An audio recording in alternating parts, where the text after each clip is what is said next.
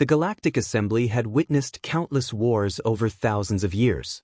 Entire civilizations had risen, empires had fallen, stars themselves had burned under the weight of endless conflict. But there was one rule every intelligent species obeyed. Never provoke an enemy without understanding what they truly are. The Varex Dominion had forgotten that rule. Their empire stretched across more than 12,000 inhabited systems. Their fleets darkened entire solar systems, and their soldiers had never tasted defeat in over 3 centuries. Every race feared them. Every race. Except one. Humanity. Officially, Earth was still considered a minor civilization. Only 60 years had passed since humans joined the galactic community. Their territory was small. Their military numbers appeared average. Their diplomats smiled too much. To the Varex, humanity looked weak. So, unimportant. Exactly the kind of species that could be crushed to remind the galaxy who ruled it. Inside the massive Senate Hall on Nova Prime, thousands of delegates watched as Supreme Commander Carrick stepped toward the center podium. His armored footsteps echoed through the chamber. "The Terrans," he growled, "have repeatedly refused Dominion demands." A hologram of Earth appeared above the council. "They continue expanding military facilities. They protect weaker species. They reject our authority." He smiled. "So today, the Dominion declares humanity an enemy of the Empire." Silence. Then applause erupted from dozens of frightened client races who had learned long ago that survival meant agreeing with the Dominion. Only the human ambassador remained seated. Ambassador Elena Ward calmly folded her hands. She didn't argue. She didn't panic. She simply stood. "You still have time to reconsider." Her voice wasn't loud. Yet somehow everyone heard it. Commander Carrick laughed. "You threaten us?" "No." Elena answered quietly. "I'm warning you." The chamber burst into laughter. Warnings from humanity? Ridiculous. Everyone knew the Dominion possessed nearly 30,000 warships. Humanity barely had 6,000 registered vessels. The outcome was obvious. Carrick leaned closer. "When our fleet reaches Earth, there will be nothing left." Elena looked directly into his glowing crimson eyes. "If your fleet reaches Earth, you'll discover why humanity never starts wars." The laughter became even louder. Several senators openly mocked her. Others shook their heads in pity. The meeting ended within minutes. War had officially begun. Far beyond civilized space, deep inside Sol System, an encrypted transmission reached a classified military station hidden behind the dark side of Earth's moon. Authorization confirmed. Priority Omega. Only 4 words appeared on the command screen.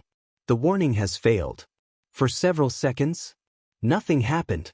Then alarms activated across facilities buried beneath oceans, inside mountains, hidden beneath Antarctic ice, and within orbital stations that officially didn't exist. Ancient blast doors slowly opened. Gigantic reactors awakened after decades of silence. Massive factories began producing weapons at impossible speed. Artificial intelligences came online. Entire fleets hidden inside hollow asteroids powered their engines. Across Earth, millions of ordinary people continued their daily lives. Schools remained open. Cities stayed peaceful. Children played beneath blue skies. No panic. No fear. Because humanity had prepared for this day long before joining the galaxy. The government had never believed peace would last forever. Every treaty, every alliance, every diplomatic smile had quietly bought one priceless resource: the time to build something no alien civilization could imagine. Deep beneath the Pacific Ocean, inside Facility Atlas, Admiral Nathan Hayes entered a chamber protected by 12-meter-thick titanium doors. At the center rested a single holographic sphere. The AI awakened. "Threat level?" Hayes answered without hesitation. "Extinction protocol." The chamber became silent. Then the AI spoke one sentence. "Authorizing Project Last Horizon." The floor trembled. Far below, something enormous began to move. Not one ship. Not 10. Not even a fleet. An entire hidden armada. Warships so massive they had never appeared on any galactic registry. Weapons whose existence violated every known law of physics. Humanity had spent 60 years pretending to be ordinary. Now, the disguise was over. Deep beneath the Pacific Ocean, kilometers below the crushing pressure of the sea, the doors of Facility Atlas opened for the first time in 43 years. A cavern larger than any city slowly illuminated. Thousands of engineers stood silently as enormous magnetic cranes activated overhead. Ancient assembly lines, kept dormant in complete secrecy, roared back to life. Nuclear fusion reactors flooded the underground docks with blue-white light. Admiral Nathan Hayes watched from the command platform. Status. A young officer swallowed nervously. Project Last Horizon is now fully active, sir. Hidden Fleet 1? Combat ready. Fleet 2? Launching in 30 minutes. Fleet 3? The officer smiled. They've been waiting for this day longer than any of us. Hayes nodded once. So have we. Meanwhile, nearly 8,000 light-years away, the Verax Dominion celebrated. Inside the Imperial capital, Commander Carrack hosted a victory banquet before the war had even begun. Alien nobles raised crystal glasses. Military officers laughed around holographic maps of Earth. One general pointed toward the blue planet. The humans have courage. Another laughed. Courage won't stop orbital bombardment. A third officer grinned. I've already reserved Earth as my retirement colony. The room erupted with laughter. To them, the war was already over. No one questioned the outcome. After all, the Dominion possessed over 30,000 warships. Against them, humanity supposedly had only 6,000. The numbers spoke for themselves. Or so they believed. 3 days later, the first Dominion invasion fleet entered the Sol system. Nearly 5,000 battleships emerged from hyperspace. The stars disappeared behind walls of black armor. Massive carriers stretched hundreds of kilometers long. Destroyers surrounded them in perfect formation. The fleet commander smiled. Begin transmission. A message echoed across Earth's communication networks. Humans, you have 1 hour. Surrender your government. Disarm your military. Accept Dominion rule. Or your civilization ends today. Silence answered. Exactly 1 minute later, Earth replied. Only 7 words appeared across every Dominion screen. You ignored the last warning. Proceed. The fleet bridge burst into laughter. Commander Relger shook his head. They're trying to appear fearless. Another officer smirked. Permission to begin orbital strikes? Relger nodded. Erase their defenses.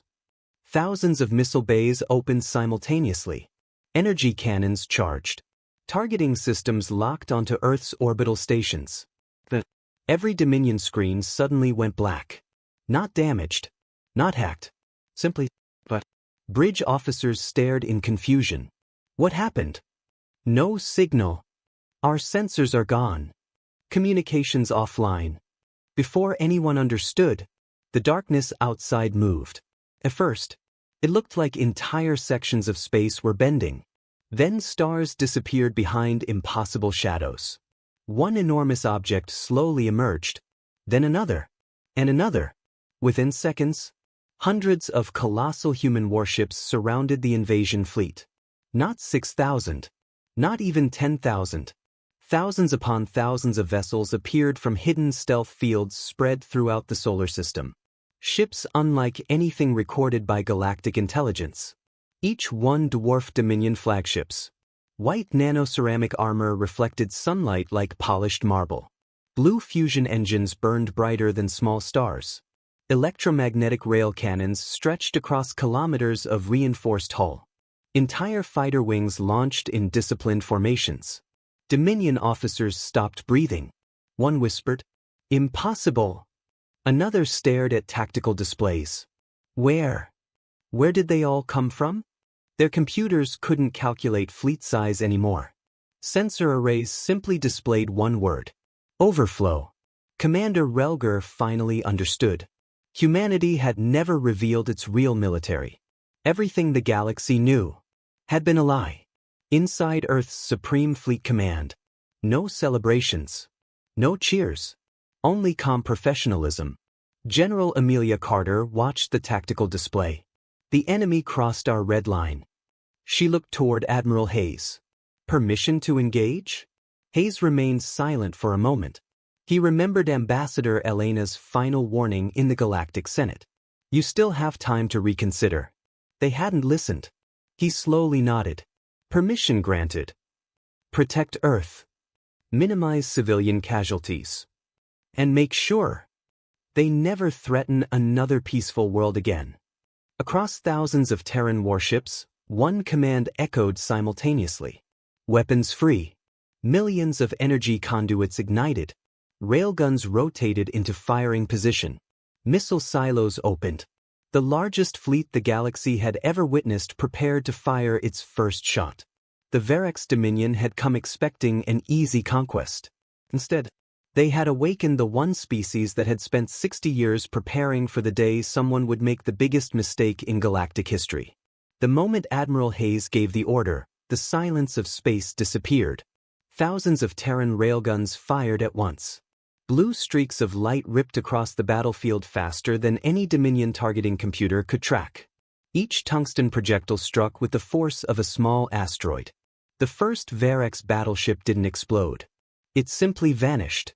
Its shields collapsed instantly, its armored hull folded inward, and within a heartbeat, the flagship was reduced to a cloud of molten metal drifting through space. For several seconds, the Dominion fleet froze. No one had ever seen weapons like these. Commander Relger slammed his fist onto the command console. Return fire. Thousands of plasma cannons answered. Brilliant red beams crossed the void, crashing into the front line of Terran ships. To the Dominion's horror, nothing happened. The beams scattered harmlessly across shimmering blue energy barriers. The Terran shields didn't even flicker. Bridge officers stared in disbelief. Our weapons are ineffective. Shield penetration, 0%. Relger refused to believe it. Fire everything. Missiles. Plasma lances. Antimatter torpedoes. The entire Dominion fleet unleashed its full arsenal. The vacuum of space became a storm of fire. Yet when the smoke cleared, the Terran formation remained untouched. Not a single warship had been destroyed. Inside the flagship TNS Resolute, Captain Sarah Mitchell watched the incoming fire with complete calm. Shield integrity? 99.8%. She smiled slightly. They're stronger than the simulations predicted. A young officer looked surprised. Should we increase shield output? No. Sarah shook her head. Save the energy. We'll need it later. She stood from her command chair. Prepare the second phase. At once, dozens of massive doors opened along the carrier's hull. Hundreds of sleek Terran strike fighters launched into space. Unlike traditional fighters, these were controlled by advanced combat AIs working alongside human pilots.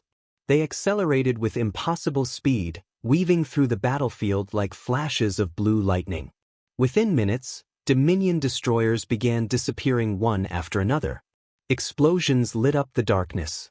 Entire squadrons vanished before they could even lock onto a target. Watching from the Galactic Assembly, representatives from dozens of civilizations sat in stunned silence. The battle was being broadcast across the galaxy. No one spoke. The Verex Dominion, the empire that had ruled through fear for centuries, was losing. And not slowly. It was being dismantled. An elderly ambassador whispered, "We were wrong." Another replied, "We never understood humanity." The human ambassador, Elena Ward, remained silent. She showed no pride, no satisfaction, only sadness. "They were warned," she said quietly. "They chose this." Back in the Sol system, Commander Relger realized the invasion had become a massacre. His fleet had already lost nearly 2,000 ships. Human losses? Zero. He immediately opened an emergency channel to Imperial High Command. "This is Fleet Commander Relger. We require immediate reinforcements. There are far more human ships than expected." The response came instantly. Supreme Commander Carrick appeared on the screen. You command 5,000 warships. Finish the mission. Relger's voice shook. You don't understand. They've hidden an entire navy. Our weapons can't penetrate their defenses. Carrick's expression hardened. Impossible. At that exact moment, a Terran railgun round struck Relger's flagship. The transmission cut off forever. On Earth, Admiral Hayes watched another enemy formation collapse. Enemy losses? 3,000, sir. Our casualties? None. The bridge remained silent. Hayes wasn't celebrating. He knew this battle was only the beginning. The Dominion wouldn't accept defeat. An empire built on conquest never surrendered after losing a single fleet. He turned toward General Carter. Carrick will send everything he has. She nodded. And this time, he'll come himself. Hayes looked toward the tactical map, where hundreds of new hyperspace signatures were already forming at the edge of known space. Exactly as expected, the Dominion wasn't retreating. It was gathering.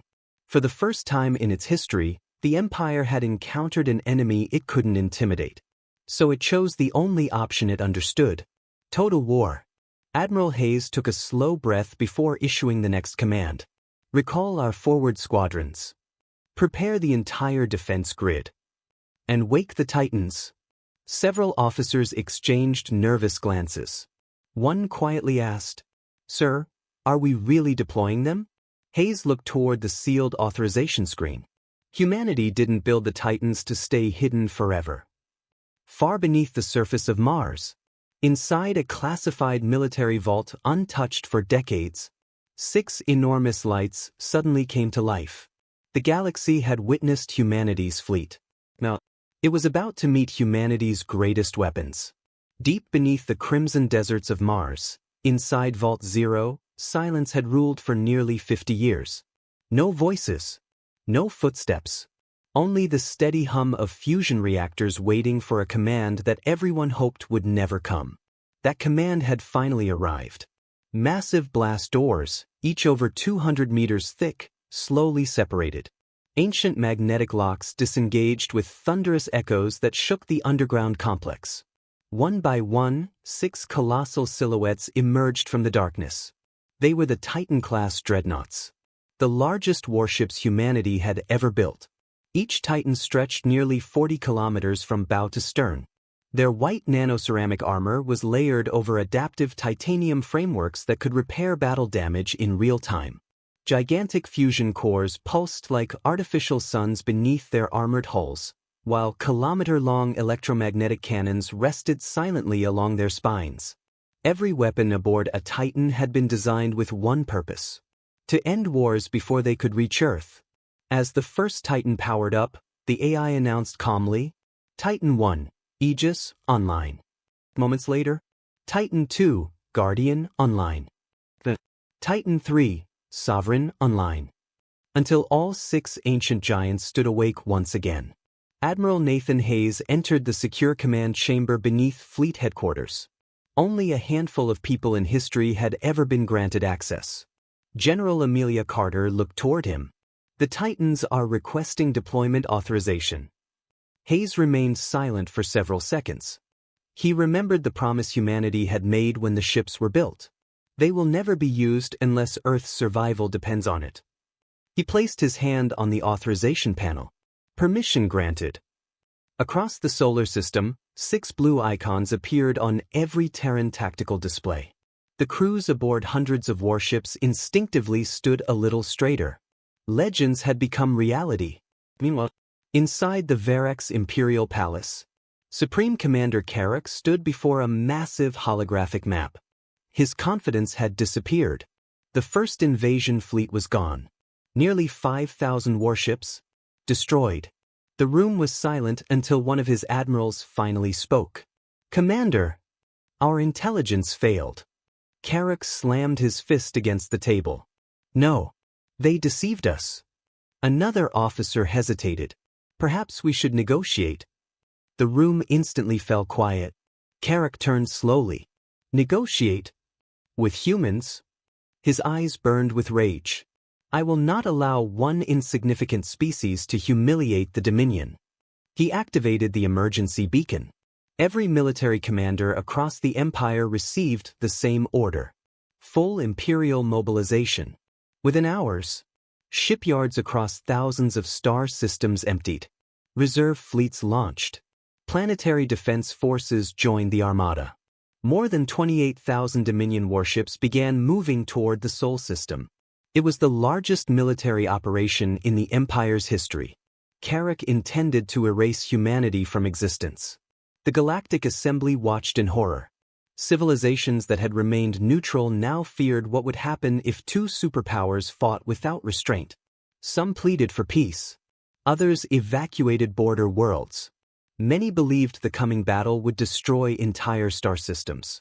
Ambassador Elena Ward addressed the assembly one final time. "We never wanted this war." She looked around the silent chamber. "We asked only to live in peace." Her voice remained calm. "But if humanity must fight, we will finish it." No one laughed this time. 3 days later, the Dominion Grand Armada arrived at the edge of the Sol system. Thousands upon thousands of black warships emerged from hyperspace until space itself seemed covered in steel. The sight was overwhelming. Yet something made every Dominion officer uneasy. The Terran fleet wasn't moving. It simply waited, perfectly aligned, perfectly calm, as though it had expected this moment all along. Commander Carrack stood aboard his flagship, the Eternal Conqueror. He smiled. "This time, they cannot survive." Suddenly, every sensor aboard every Dominion ship detected 6 enormous energy signatures approaching from Mars. At first, officers assumed they were small moons. Then the objects accelerated. Entire tactical screens struggled to calculate their size. One terrified sensor officer whispered, "Commander, they're ships." Carrack frowned. "Impossible." The 6 Titans entered open space. Their brilliant blue engines illuminated the darkness like newborn stars. Each vessel dwarfed the largest Dominion flagship. Each carried enough firepower to devastate fleets. Even before firing a single shot, their presence changed the battlefield. Across the Dominion Armada, fear spread for the very first time. Carrack stared silently at the approaching giants. For the first time in his life, he realized he had challenged the wrong species. And humanity had only just revealed its strongest hand. The 6 Titan-class dreadnoughts drifted silently to the front of the Terran fleet. No battle cries echoed across the void. No celebrations. Only absolute discipline. Behind them, nearly 20,000 Terran warships formed a perfect defensive wall around the Sol system. Ahead, the full strength of the Varex Dominion waited. More than 28,000 warships. The largest invasion force in galactic history. Supreme Commander Carrack stepped onto the bridge of the Eternal Conqueror and activated an open transmission. "Humans, you have one final chance. Deactivate your fleet. Surrender Earth. And your species may survive as servants of the Dominion." The message reached every Terran ship. Admiral Nathan Hayes listened quietly before replying. His answer contained only one sentence. "Humanity kneels to no empire." The transmission ended. Seconds later, every Titan ignited its primary reactors. Space itself seemed to vibrate. Blue energy surged across their kilometer-long weapon arrays as if miniature stars had awakened inside the ships. Dominion sensor officers panicked. "Commander, energy output exceeds every known scale. We can't measure it." Kirk shouted. "Fire!" 28,000 warships unleashed everything they had. The darkness disappeared beneath oceans of crimson plasma, antimatter missiles, and particle lances. For nearly 30 seconds, nothing could be seen. Then the firestorm cleared. The Titans were still there, untouched. Their adaptive quantum shields had absorbed the impossible assault. Not one Terran ship had fallen. Silence filled every Dominion bridge. Then Admiral Hayes spoke one command. "End this war." The Titans fired. 6 pillars of brilliant blue light crossed the battlefield. They didn't explode like ordinary weapons. Instead, they tore through space itself, collapsing enemy shields before they could react. Entire Dominion battle groups disappeared in seconds. Flagships shattered into glowing fragments. Carriers split in half. Cruisers vanished without leaving debris. The attack continued for less than 2 minutes. When it ended, over 15,000 Dominion warships had ceased to exist. The surviving fleet broke formation. Panic spread faster than any weapon. Captains ignored orders. Ships collided while trying to escape.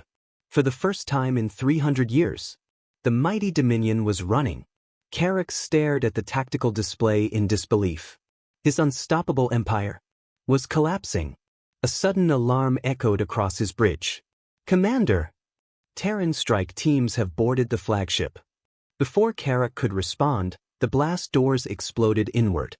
Human special forces entered with flawless precision. Within moments, every Dominion guard had been disarmed. Captain Marcus Kane stepped forward. "The war is over." Carrick glared at him. "You cannot destroy an empire." Marcus answered calmly. "No. You destroyed it yourself the moment you ignored our warning." The Supreme Commander lowered his head. For the first time in his life, he had no answer. Days later, the Galactic Assembly gathered once again on Nova Prime. But everything had changed. The banners of the Verex Dominion had been removed. Its conquered worlds were free. Species that had lived under centuries of fear finally stood without chains. Ambassador Elena Ward addressed the Assembly. "Humanity does not seek conquest. We do not desire your worlds. We do not ask for your resources." She paused, looking across the silent chamber. "But hear this clearly. We will always protect those who choose peace. And we will always stand against those who choose tyranny." No one applauded. Not because they disagreed, but because every delegate understood the weight of those words. Humanity had possessed the power to conquer the galaxy. Instead, they had chosen restraint. That decision earned more respect than any victory ever could. Months later, children from dozens of civilizations visited Earth as part of the first galactic peace exchange. Former enemies walked freely through Terran cities. Scientists shared technology. Trade flourished. Old borders disappeared. The age of fear had ended. Above Earth, the Titan-class dreadnoughts returned to their hidden stations, once again slipping into silence. They were never built to rule the stars, only to ensure that no empire would ever threaten innocent worlds again. And across the galaxy, a new saying spread from one civilization to another. If you seek peace, stand beside humanity. If you seek war, pray you never become humanity's enemy.